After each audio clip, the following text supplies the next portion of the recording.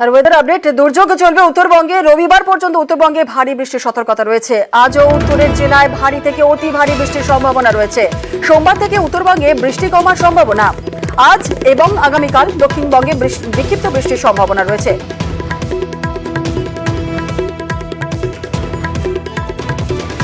দুর্যোগ চলবে উত্তরবঙ্গে টানা ভারী বৃষ্টির গত কয়েকদিন ধরেই চলছে। টানা ভারী বৃষ্টিতে বিপত্তি। ভারী বৃষ্টিতে ফুঁসছে একাধিক নদী। সিকিমে ভারী বৃষ্টিতে জল বাড়ছে তিস্তায়। স্বাভাবিকভাবে তিস্তার জল বাড়ায়, সেখানে বাড়ছেও আতঙ্ক। পার্থ রয়েছে আমাদের সঙ্গে, আমাদের প্রতিনিধি। সরাসরি চলে যাবো পার্থর কাছে।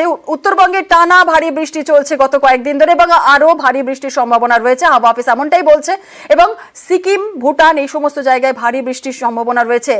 ঠিক কি এই মুহূর্তে পরিস্থিতি রয়েছে এবং এই ভারী বৃষ্টিতে জলও বাড়ছে তিস্তায়। তিস্তার আশপাশে যারা রয়েছেন কি বলছেন, তারা কতটা আতঙ্কে রয়েছে? একেবারে তাই। দেখো, তোমাকে জানিয়ে রাখি, শুধু আমাদের এখানে কালিম্পং বা দার্জিলিংই নয়, একদিকে যেমন সিকিম পাহাড়ে বৃষ্টি হচ্ছে, এমনি ভুটান পাহাড়ে বৃষ্টি হচ্ছে। তার জেরে কিন্তু উত্তরবঙ্গের প্রায় প্রতিটি নদী, তিস্তা, তোরসা, রায়ডাক, কালজানি থেকে শুরু করে এমনকি জলপাইগুড়ি, করোনা নদী রীতিমতো ফুসছে এবং আগামী রবিবার পর্যন্ত কিন্তু ভারী থেকে অতি ভারী বৃষ্টির পূর্বাভাস দিয়েছে আবহাওয়া দপ্তর। স্বাভাবিকভাবে কিন্তু আতঙ্ক রয়েছে। একদিকে যেমন তিস্তা পাড়ের বাসিন্দারা, তেমনি সমতলে আলিপুরদুয়ার, কোচবিহার, জলপাইগুড়ির যে নদী ঘেঁষা এলাকার বাসিন্দা, তারা কিন্তু যথেষ্ট আতঙ্কে রয়েছে।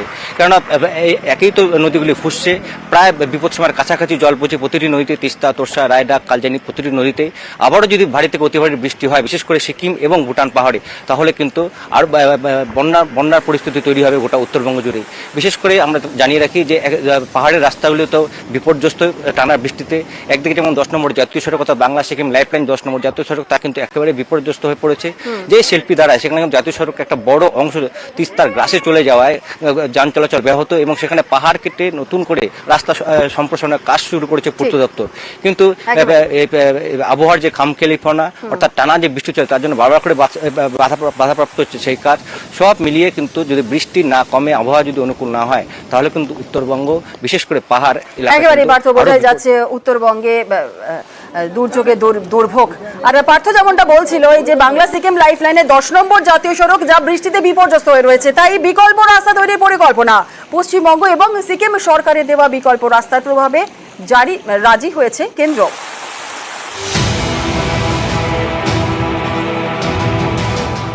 বর্ষা এলেই স্তব্ধ হয়ে যায় বাংলা সিকিমের লাইফলাইন 10 নম্বর জাতীয় সড়ক।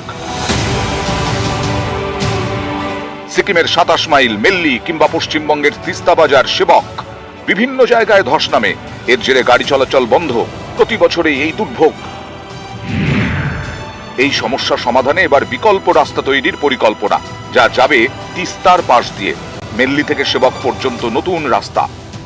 বিগত কিছু বছর ধরে যারা দেখছি আমি যে রাস্তা বানাচ্ছে আবার ভেঙে পড়ে যাচ্ছে, মানে একটা নতুন রাস্তার খুবই দরকার।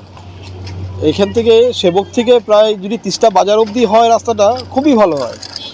সো কালিম্পংয়ে টুরিস্ট বাঁচাতে জন্য রোডটা খুবই নেসেসিটি। অল্টারনেটিভ রুট হলে লাভা থেকে যাচ্ছে গাড়ি, লেকিন লাভা থেকে গেলে 5 ঘন্টা 6 ঘন্টা লেগে যাচ্ছে। অল্টারনেটিভ রুট কম্বু আছে, সে 5 ঘন্টা 6 ঘন্টা লেগে যাচ্ছে। দেন এটা সেবক থেকে অন্য একটা অল্টারনেটিভ রুট হলে খুবই ভালো। বিশেষজ্ঞরা মনে করছেন 10 নম্বর জাতীয় সড়কের বিকল্প রাস্তা তৈরি হলে প্রতি বছর বর্ষায় ধসের কারণে যে সমস্যায় পড়তে হয় সেটা মিটে যাবে।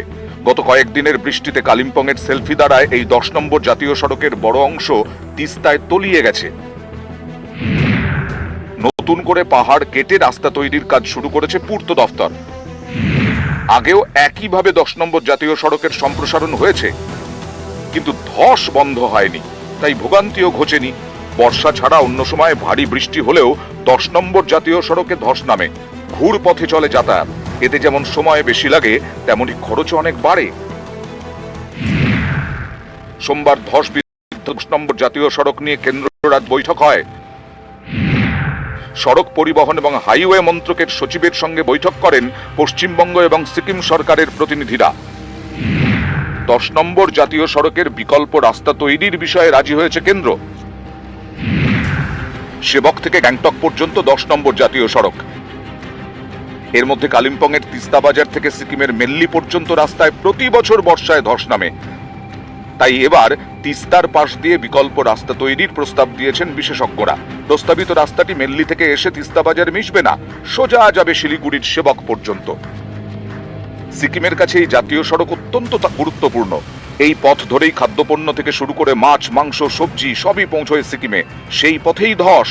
মুখ্যমন্ত্রী প্রেম সিং তামাং জানিয়েছেন, 10 নম্বর জাতীয় সড়ক ক্ষতিগ্রস্ত হওয়ার ফলে সিকিমের রোজ 100 কোটি টাকার ক্ষতি হচ্ছে। এই পরিস্থিতিতে বিকল্প রাস্তা চাইছে সংশ্লিষ্ট সব পক্ষই। সিকিমের মেল্লি থেকে বাংলার সেবক পর্যন্ত প্রায় 35 কিলোমিটার রাস্তা তৈরি হবে। বিকল্প রাস্তা তৈরিতে 4 থেকে 5 বছর সময় লাগবে বলে মনে করছেন বিশেষজ্ঞরা। ততদিন ভরসা এই 10 নম্বর জাতীয় সড়কই। ধসের বিধ্বস্ত এই রাস্তার সংস্কারও চলবে। এছাড়া পশ্চিমবঙ্গ এবং সিকিমের মধ্যে আরেকটি জাতীয় সড়ক তৈরির কাজ চলছে।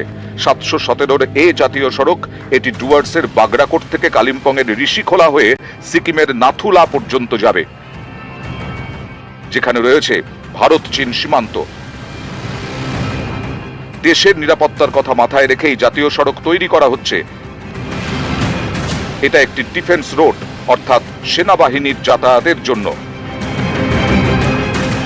এই জাতীয় সড়কটিকে সাধারণের জন্য খুলে দেওয়া হোক। স্থানীয়দের অনেকে এই দাবিও তুলছেন। পার্থপ্রতিম সরকার, নিউজ 18 বাংলা।